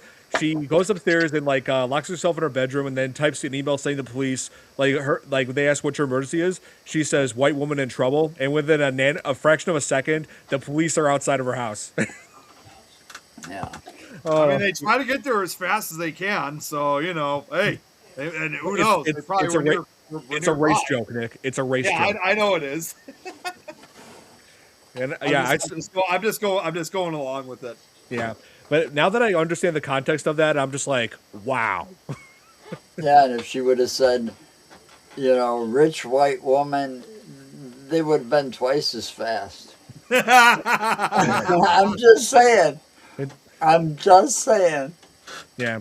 I mean, hey, we get race jokes everywhere now. Like even the Grinch, which came out the same year, had a race joke. Like where he says taxi, and then it keeps going, and he says, "It's because I'm green, isn't it?" It's right. That was 2000. That was also 2000. That movie came out. So, oh yeah, it was like, nope, screw this. Yeah, I'm pretty sure Ghostface gave like a shot, like a moment where he was like looking back, saying, "Wow, she actually threw her grandma at me." And she wasn't even part of the killing spree. No. Oh man, but what do you think is the funniest moment of the whole movie? Like I said, because I'm gonna have to go with what we just brought up with the throwing the piano at him. Oh man. Okay, so yeah, I'm gonna have to go with that scene. Okay, what about you, Joe? I like the one where he was like sitting in the stoner circle kind of, and all the faces he made during that scene, and the what's up scene. Yeah, what's up? Because I remember those Budweiser commercials, and I was at the time I was getting a little sick of the frogs and stuff. So that when they came out with I was like, wow, those were some pretty good commercials. Oh yeah. Here, just to remind people, here it's a parody of this commercial. Here, hang on. Oh, I remember these.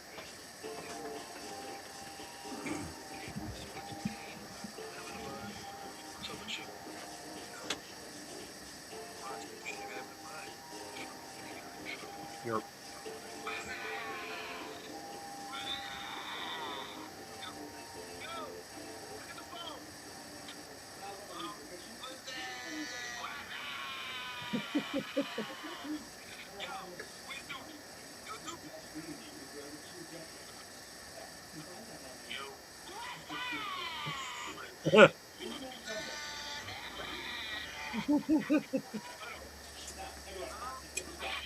That commercial has made a couple of parodies.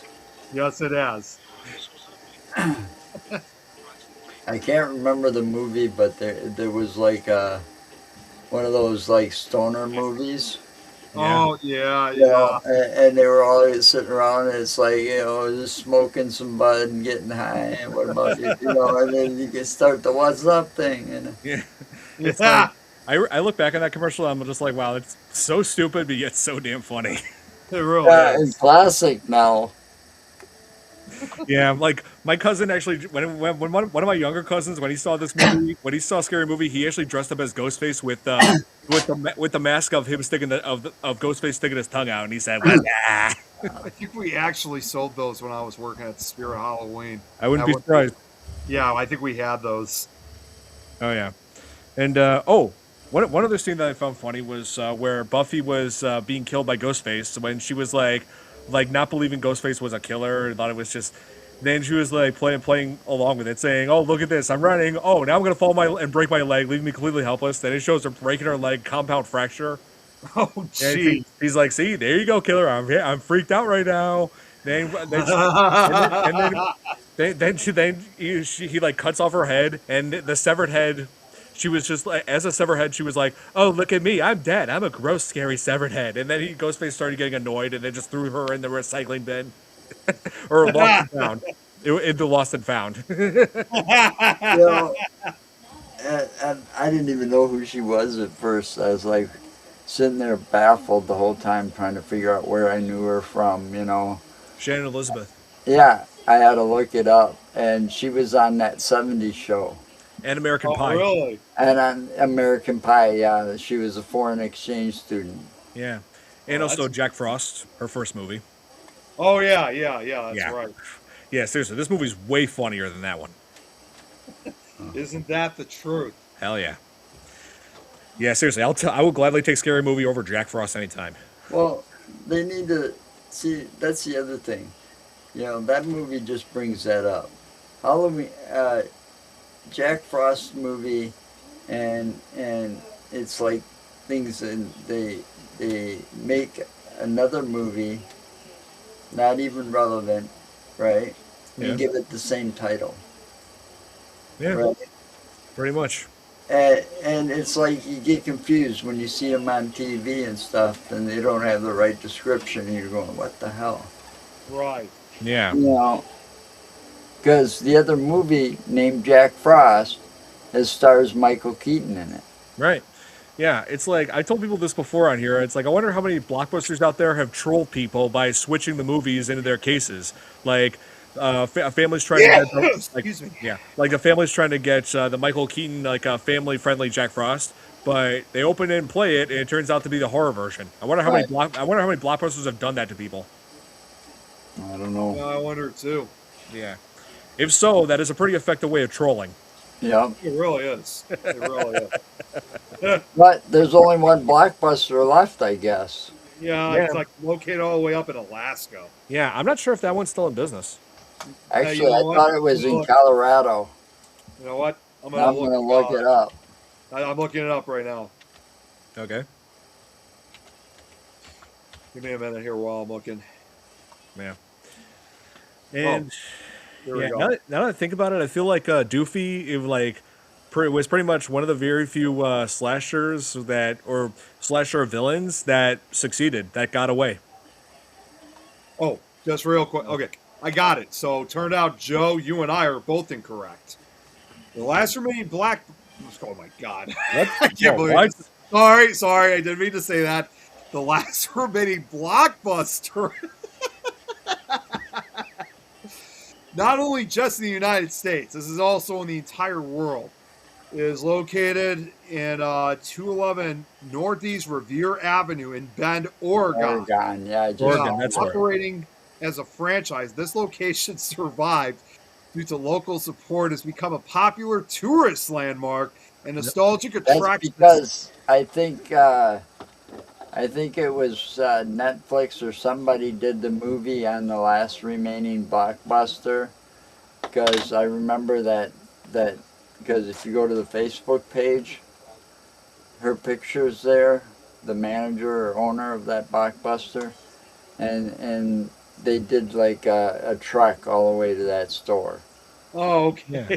And then Yeah, well, it says it- they did a parody to that movie on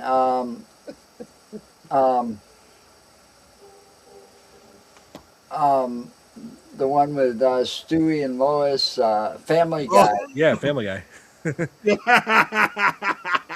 They also parodied Blockbuster in South Park. Yes, they have. They have. And also, I remember. And also, back when Yeah, Blockbuster but they did was the actually- last blockbuster, you know, because Lois and Wait, Peter oh, Peter.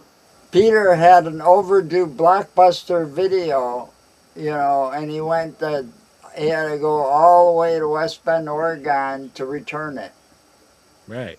So they went on a trek deal. The whole thing was about that trek to, you know, and then he had like an outrageous fine at the end or something. So it says, yeah, this one, well, in this case, it says for this one, it's become a popular tourist landmark, a nostalgic attraction that still rents out DVDs and sells branded merchandise. Oh, nice. Yeah, well, It- they can kiss my ass. They put, I back in the early 90s in Wisconsin here, Madison to be exact, I had a video store, okay, and a small little arcade, and I was located in a little strip mall between two high schools. Perfect place for a little arcade when you had a pool table, dartboard, pinball machines, some stand-up video games and stuff like that. Hmm. And then and at the same time, the video rentals was more video game movie, renting for your Nintendo or your Sega Genesis or whatever it was at the time. Right. To try before you buy. That's how I did it. Was always rented the game first and seeing if I liked it or not. All right, and it brought in a lot of money. Oh yeah. I was just starting to show a profit, and going, oh, I'm gonna make it here, and Blockbuster moves in 3 blocks away. Yeah, that was when they started putting a lot of those mom and pop stores out of business. They did. Yeah, they bought out one of the chain stores called Doorstop here in town, or not here in town, but Doorstop was started by disgruntled Woodman's employees because Woodman's used to have a video rental store, and they turn around and when Woodman's decided to close their video thing down, they went out and started Doorstop Video. I didn't know Woodman's had a video rental area. Yeah, I thought they it was did like at a one typical time. grocery store. But the chain stores that were popping up were competing with them, Yeah. and they weren't getting the business because they'd only get the business when people were grocery shopping, because 9 times out of 10 there was a video store closer to somebody than going to Woodman's. Hmm. Back then. But Wow. I mean, So I was in the management because I started out at one of those chains. We started out as a small little store, and we ended up having 4 stores. We changed our name and everything and disassociated ourselves with the rent. There was a furniture rent-to-own business back then too. It was big. So we disassociated ourselves and just turned into box office video, and we ended up opening 4 stores across Madison. And Woodman's wasn't even our competitor. And one of our stores was right across the street from a Woodman's. oh, man. And we never even worried about them Wow. because we were able to keep titles in and guarantee, some of them new releases. And you get there and Woodman's would have 25, 30 copies of it, and they all be gone or stolen. Wow. Wow. Man. For me, Blockbuster was a staple of my childhood because, that's how I was able to analyze and really get into movies back then. I would go. My parents would take me every weekend. Yeah, my I parents don't would. like you. Yeah, No, I'm just yeah, kidding. I know. It's not your fault. Yeah, But the other thing I didn't like about Blockbuster, okay, I mean, you go into a video store, all right, Don, and you're well versed on movies, all right? Yep. You usually know what you're looking for, but some people don't. So they come in and they go, what's a good horror movie, or what's a good comedy, or what have you seen lately? Oh, You yeah. got to be able to answer them. At Blockbuster, I did this just out of curiosity, and you'd ask them that question, and they'd be going, yeah, I applied for a job after my store went under, and there was some time passed and stuff. yeah. I applied for a job at Blockbuster.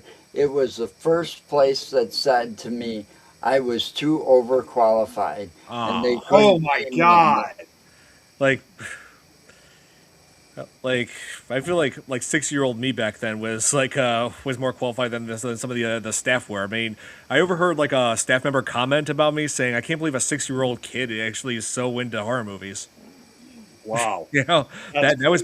that was back in 1998. Well, and if you met a lot of those people that worked at those blockbusters, half of them were idiots when it came to movies. Me, when I was working as a part-time gig before I became management, and then I ended up owning my own store, I was watching 5, 6 movie, and these were on VHS, So there was no rewinding and pausing and all Yeah, this, It wasn't like this. I was watching 5 movies a night, but I yeah, hardly slept. See, Right. because I have a high metabolism, so it also kept me from, I had insomnia a lot. So I watched a lot of movies, and not all of them were your top notch new release movies. I dig deep and look for some of the horror B title classics that weren't really always heard of. Not Right. Right. some of the right. not so popular movies. Oh Just yeah, so that I'd have something that I could recommend to anybody that walked in. And when somebody walked into my store that I was working at, I knew my customers by first name the wow, minute they walked through the door. amazing. Wow. I had a memory and I could bring up their account. I had a memory of everybody and I knew what kind of movies they usually were looking for. Yeah, Oh, okay. yeah, I was good at my job. oh yeah. I would have succeeded if it wasn't for Blockbuster. You can't compete with a multi-billion. I mean, and then later, I mean, they brought that's into Spelling Enterprises. They got even bigger. oh yeah, that's You how it know, is that's how it is in the business world, Joe. It's always fierce competition. Yes, I it mean, is. even in the video game industry back then, like you mentioned, Sega, like they and along with Nintendo and play and oh yeah, Sony, and now with those and also consuming Yeah. wars and were yeah, just as fierce as the you had the fast food wars between Burger King and McDonald's, Yep. yep, Pepsi versus Coke, and yeah, the Nintendo versus Sega, Atari. You know, yeah. I mean, yeah, back in the '90s, like I was saying, yeah, that's true. I mean, there was Nintendo and Sega fiercely in competition, especially at that time when Sony threw their hat in the ring with the PlayStation, and yeah, like, but and then it got but to the point where like Sega just went downhill, even with their final console being the Dreamcast. So this just goes to I show that, missed the Dreamcast. I yeah, had one. I got to replace it yet. oh I'm yeah. looking I for mean, one. that's the reality of it is like the business world is not always fair to people. No, it's not. Unfortunately not. And I learned a lot, but I was naive. I didn't investigate, and do my research, or I might have found out that Blockbuster was going to be moving in, 6 months later. 3 blocks down the road from me. Um, but later, it did teach me a big lesson because later I did all the research I needed to do. I just couldn't get the money to open a business that I would have been successful in. Right. And Yeah, Right. there was still a lot of competition in the Madison area, but I found the perfect location just outside of Madison. Drop right. your computer off on your way to work, and on your way back, you can pick it up and, it'd be repaired, maybe. Right. Right. But that was the whole concept because I was just outside of Madison, and most of the people that lived in that town, Cottage Grove, worked in Madison, and there was only one road to travel on that road, and I was going to put a computer repair store right there, you know. Yeah. I mean, hey, I mean, my But I family's did the research to the whole I, thing, I, I did. It took a couple of years of research to do all the stuff we did. Yeah, I mean, I hear you. I mean, believe me, I know that situation all too. I mean, my father had a business that faced tough times during like the in the business world, like during the housing market crash, because he ran a business that installed cabinets and like did carpentry for new houses. You know, so I know that situation Yeah, all too and well. see, I was trying this during that bad time where banks weren't giving loans to people and are taking any risks, you know. And I had guaranteed in writing and everything. I don't know if you guys are familiar with uh, DVR. Yep. Yeah, DVR. Yeah. All Yes. right, Department of Vocational Rehabilitation.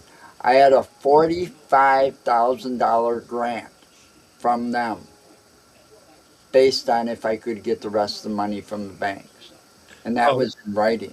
see you, Thomas. Hope your allergies get better. And that wasn't easy to convince all those suits. You know, Yeah. I went to like 3 or 4 different meetings with them at DVR, and I sat down and convinced, you know, everybody around that table that I was a good risk. Yeah. You know, because not only did I have certifications and all of this in computers, you know, Microsoft is a certification and all, but I had somebody else with me that also had some of those certifications, Yeah. you know. I hear So that. we weren't going in this blindly, and I owned a business in the past, and I was making a profit before a year was up, you Yeah. know. And let's see.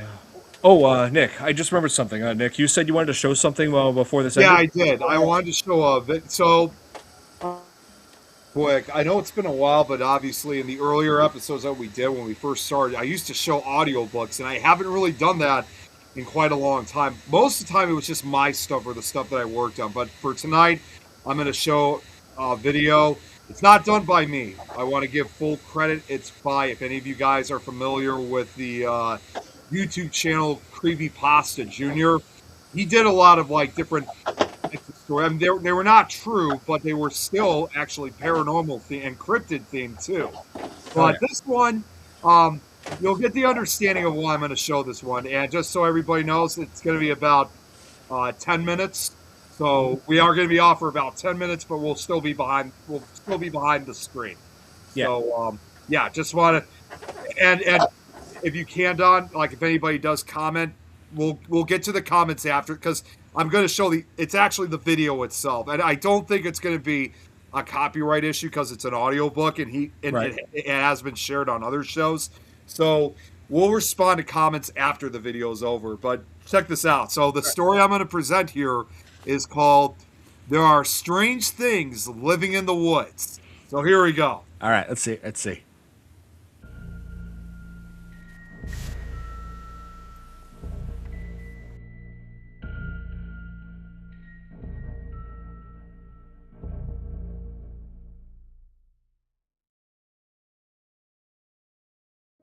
I've lived in the same small town my entire life, which, granted, hasn't been for very long.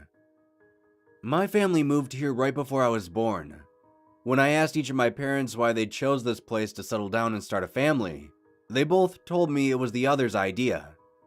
My mom told me that my father wanted to get back to nature, so a small rural town was perfect. On the other hand, my father told me that it was my mom's idea, that she was exhausted from the fast-paced lifestyle of living in the city. Ultimately, they both just wanted a nice, quiet place to start a family. Our town is, for lack of a better term, tiny. There are only a handful of shops in the town center and hardly much else. Most of the time, if you want to see or purchase anything worthwhile, you'd have to take the main road to the next city over. It was a hassle, but that's what happens when you live so far removed from society. Our house is situated a bit further away from the town itself. We live in a small neighborhood in the middle of the woods, basically. There are other houses where we live, so it's not wholly isolated, but still, you'd be hard-pressed to get a pizza delivered out this way. By the time I was old enough to walk around outside on my own, I had met all of my neighbors. Well, almost all of them. Living in the house directly adjacent to ours was a woman in her mid-30s. She was incredibly nice and would visit us often. Her and my mom became very close friends. I later found out that she has a son of her own who was much older than I am, but he went traveling abroad some time ago. A bit farther down the road, if you can even call a dirt trail a road, lives another family. They are an older couple. It's funny when I think about it, as it's probably a perfect example of my parents in about 30 years. They both spend their days sitting on their front porch, watching nature from the comfort of their own house. Throughout the year, my mom would send me over to their place from time to time with baked goods, and they'd always let me take a few pieces as payment for delivery. They were very kind, and gave off that loving grandparent kind of vibe, though I'm not sure they ever had any children. Not all of my neighbors were as approachable as the others. There was a man who lived in a house a bit further down from us. From what my parents have told me, he's a much older man who mainly likes to keep to himself. He rarely leaves his house, and the few times my parents have spoken to him, they told me that he was a little strange. I've seen him only a handful of times when I walk by his house. He would often just be standing on his porch staring off into the distance. They told me it was probably best to avoid him, just to be on the safe side. Growing up in a town such as this one is somewhat difficult for a kid.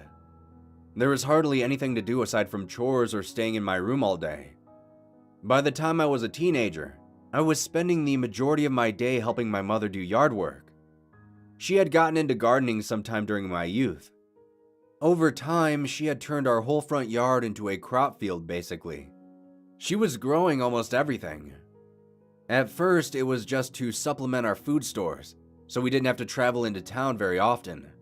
But eventually, it grew even larger than that. We started giving away free produce to our neighbors who gladly accepted. Then she even started selling the surplus to the market in town. While they do get regular shipments in, it was nice to have another source of fresh produce.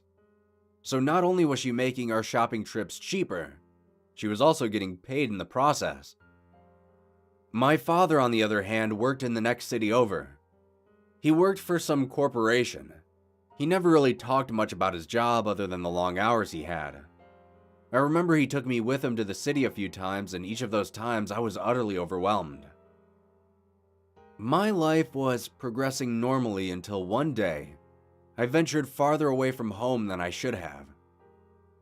It was the middle of summer, and after finishing all my chores, I decided to go out for a walk. This wasn't something new, as I've often taken walks around the neighborhood. It was a sort of cathartic ritual I had, something that would put my mind at ease.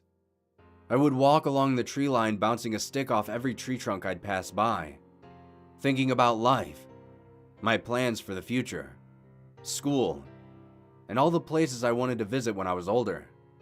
My mind drifted, and before I knew it, the hot summer sun was no longer overhead. The last remnants of light were quickly fading behind the trees. I glanced around and realized that I was no longer in my neighborhood. I was now on a path through the dense forest. With this sudden realization came panic, as I couldn't seem to get my bearings. Every single tree looked identical to me, and even the path behind me seemed unrecognizable. I took a deep breath and closed my eyes for a moment. I told myself that there was no need to panic, just to turn around and start walking back home. So that's precisely what I did. I began walking back the way I came. As I did, I began looking at the trees more closely. I couldn't put my finger on it, but it felt like there was something in the trees, something following me, something stalking me. I started to pick up my pace a bit, walking faster and faster. It wasn't long until I was nearly sprinting through the woods. I could feel my lungs desperately trying to pull oxygen into my body to keep my legs moving. And then I tripped. My leg caught hold of a tree root and I fell face first into the dirt below. As I wiped the grime from my face, I heard something behind me. The snapping of a twig and the shuffling of leaves. Something was out there. I rolled over onto my back to see what it was. but it was far too dark to make out anything. I rose to my feet and looked around. There was nothing nearby as far as I could tell, but that wasn't my main concern at the moment, as I made the unnerving realization that I could no longer see the path in front of me. I started walking through the trees with my best guess, hoping I was going the correct way. After another 5 minutes of walking aimlessly, I heard that same exact noise again. I turned, and this time, I saw 2 eyes staring at me from the darkness. Seeing those eyes sent warning signals shooting throughout my entire body. Whether it was a person or something else, I couldn't be sure, so I ran. This time, however, I was trying my best to be more deliberate with my foot placements. After running for a few more minutes, I stopped. Those 2 eyes, which I had just seen behind me in the darkness, were now directly in front of me. Eyes staring at me with a malicious intent, like a predator cornering its prey. I felt my body freeze in place as I stared into those eyes carefully. Then, after a minute, the sound of a twig snapping in the distance sent this thing charging at me. It leapt through the air with incredible speed. It collided with me, sending me crashing to the ground.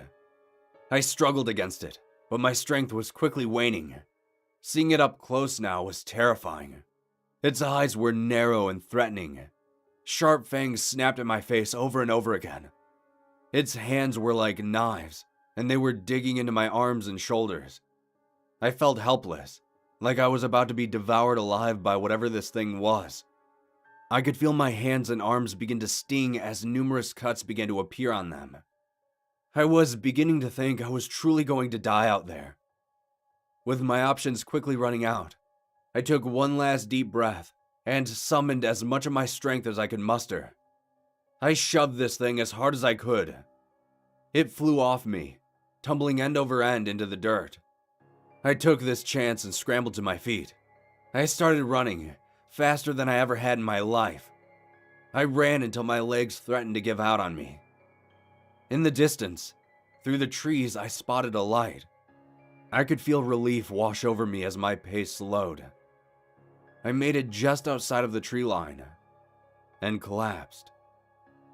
As I was lying there with my vision fading, I could see someone running towards me. I came back to consciousness a little while later, a bright light overhead irritating my eyes. I instinctively covered them with my hands, and that's when I noticed that my hands and arms had been bandaged up. I looked around wondering what had happened and where I was. Then I heard a door open, and someone entered the room. I sat up and saw that it was that strange old guy my parents had mentioned before. He walked up to me and with a smile said, "Hello there. My name is Oak. People call me the Pokemon Professor."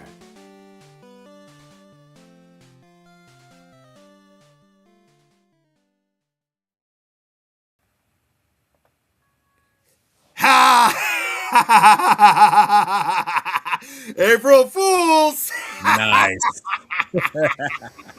I had to show that. I saw that actually a couple months ago. I gotta show this on FearFans. Yeah, that was a good build-up. Oh yeah, I'm sure people are like, oh man, he got us good. He got us real good. Oh man. Nice. Wow. So And also happy 30th anniversary, Pokemon. Yep, that's right.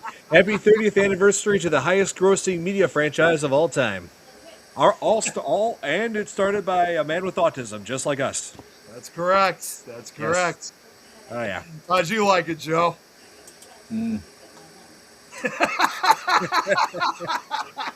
He's just thinking, you millennials.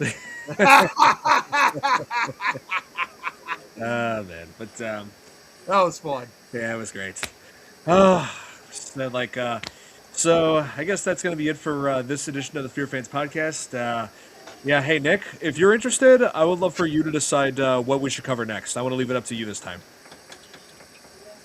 Oh man, there's still a lot out there we have yet to cover. I mean, hey, we're gonna. Yeah, that's a new thing about this podcast is that we're not doing this every week. It's gonna be like every other week to like every 3 weeks, depending on how we. And yeah, it depends. Yeah. Um, you know what's funny? I was just thinking of a couple other. I was just thinking of a couple other ones these last couple of days. Um, I should have. You know what I should have done was I should have also wrote them down just so I could have them memorized. It's okay. Oh, you know, I just thought of one. There was one I actually did bring, although I think this was more of one of those movies. I think you'd rather wait till the summertime. Did we remind me too? Did we ever? No, I don't think we did. I don't think we've covered the Funhouse yet. We have not. Yeah, that was one I was thinking about. We could still cover that. You know, it's Yeah. yeah. I mean, hey, people have fun houses in springtime too. So Yeah.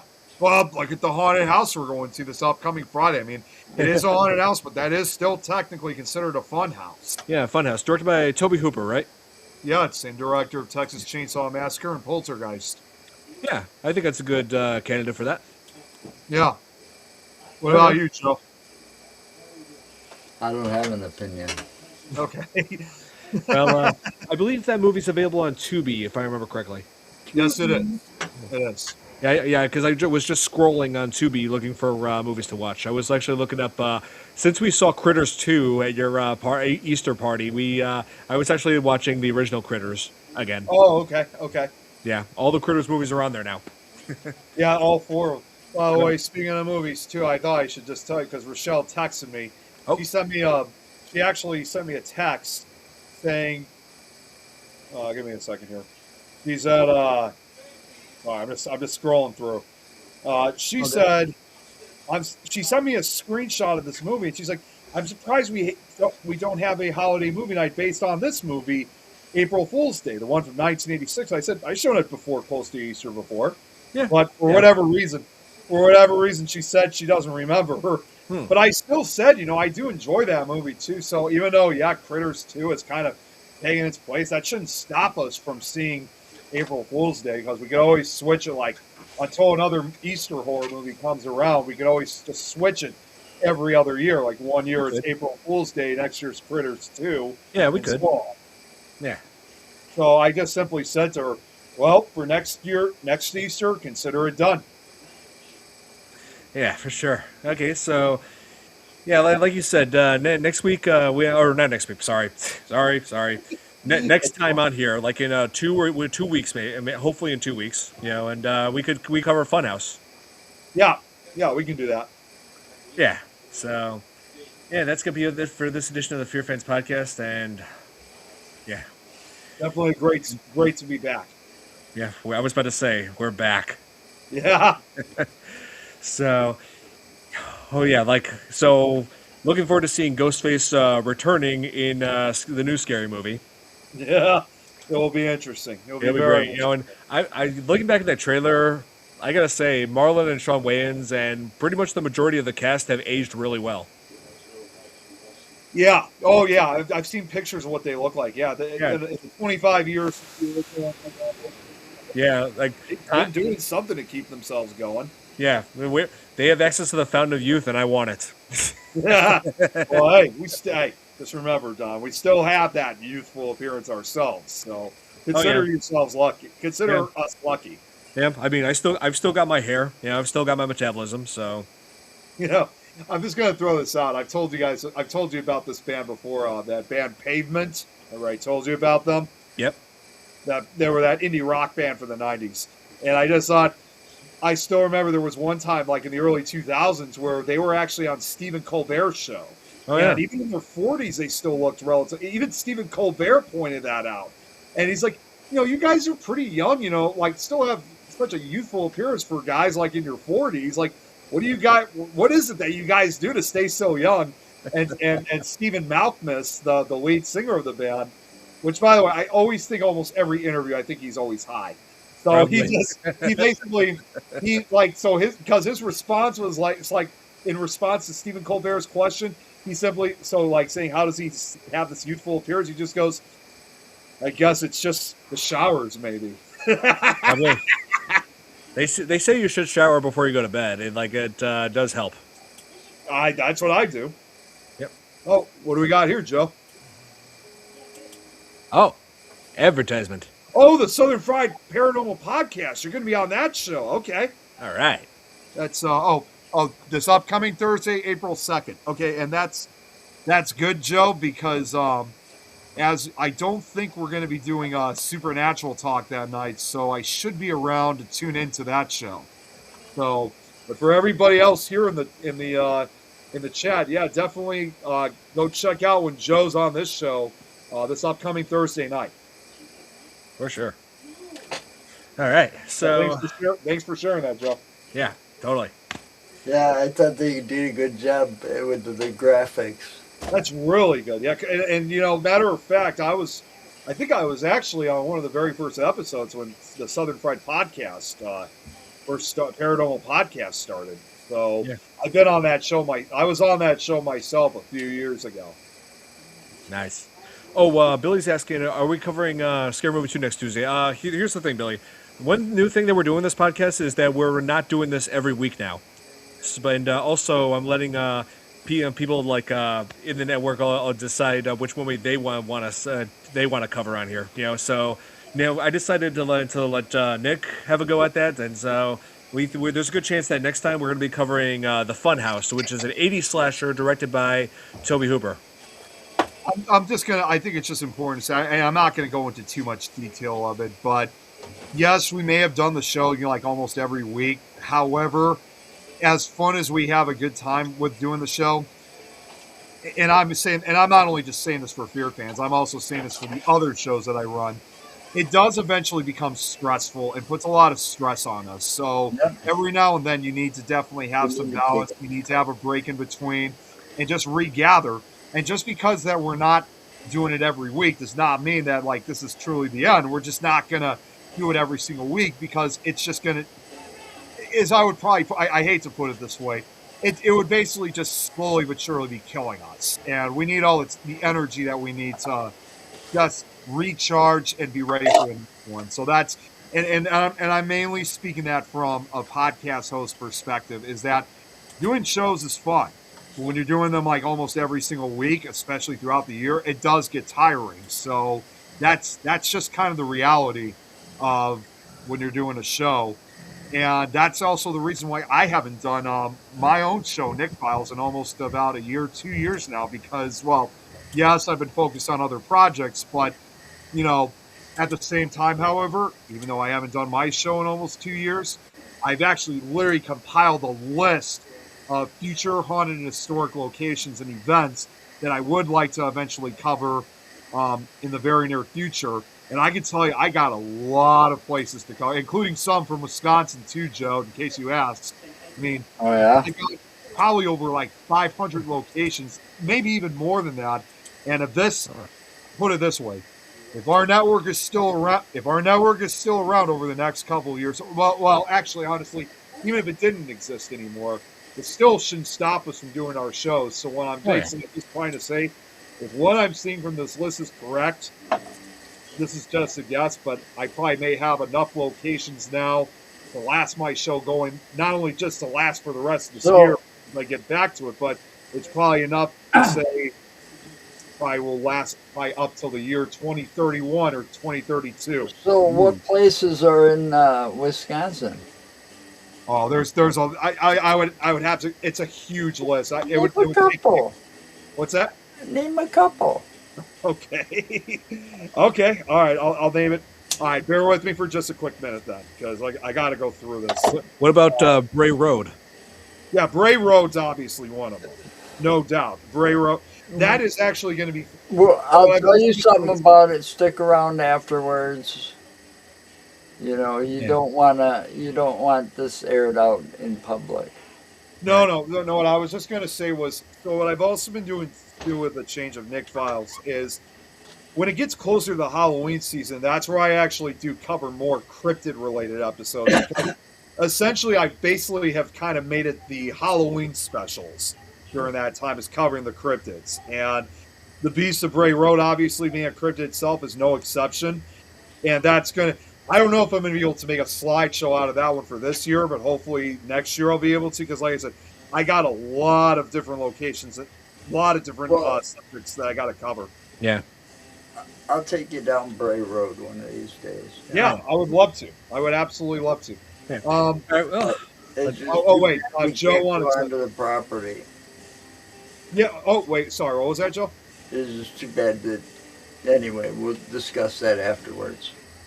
Okay. Well, to name a few of them, because I also had them saved on. I also had them saved to some of the document. I'll at least mention at least 5 of them because Okay. one of them actually you do know. Undoubtedly, another one is, well, even though it doesn't exist anymore, Summerwind Mansion. That's one of them. The Feister Hotel in Milwaukee, the Wood County Insane Asylum in Marshfield, Witch Road in Ripon, the Grand Opera House in Oshkosh. Oh, there was also that other cemetery. What was that cemetery called? That was in it was in the show Haunting. It was not far from Madison. Fuck, what is it? There's something about that. It was just it was like oh, Dartford Cemetery in Green Lake. That's what it was. wow. Yeah, yeah. In the early, when the show of Haunting originally aired back in the early 2000s, when they did like a second, like when they made their last season of the early 2000s, they did an episode. It's called. In fact, no, I'm just looking this up now on IMDb. This was in 2007, and it was Dartford Cemetery, and I think. Oh yeah, that's right. Chad Lewis was in this episode. Of what? In the episode of A Haunting about Dartford Cemetery. Ah. So, yeah, this was from 2007. And then I've probably seen that too, but trying to find 125 to 127. Yeah, we're looking forward to hearing about this on your show, Nick. Yeah, like I said, as of right now, I except for some occasions, I still don't know exactly when I'll eventually bring Nick Files back because, like I said, I'm so involved with the audio. Again, I am still involved with the audio projects, but I'm going a bit slower because I know that's actually through the encouragement that you guys have been telling me not to watch. Hold on. Yeah. Here's I just looked it up because I wanted to be sure. I've got, a book by Chad Lewis and Terry. I got that. I have that same book. All right. So you're talking about That Witch Road. That's correct. Yes, in Ripon. Now, correctly. I'll tell you something, and I'll wait till we go off the air about that. Yeah. I got a story to tell you about Witch Road. All right. Okay. Okay. But yeah, like I said, because of my involvement with the other projects, I'm trying to get those taken care of. And once I do that, then I'll eventually bring Nick Files back. I can assure you guys, because once the projects are done, I'll have a lot more time to get back to Nick Files. All right. So that's going to be it for this edition of the Fear Fans podcast. Thank you guys so much for tuning in. Be sure to hit that like button. And in 2 weeks or so, we will come back to Nick's choice on what movie. So hope you guys enjoyed. Happy April Fool's Day, everybody. Have a good night. Happy Easter. Happy Easter, too. Yes, that too. Have a good night.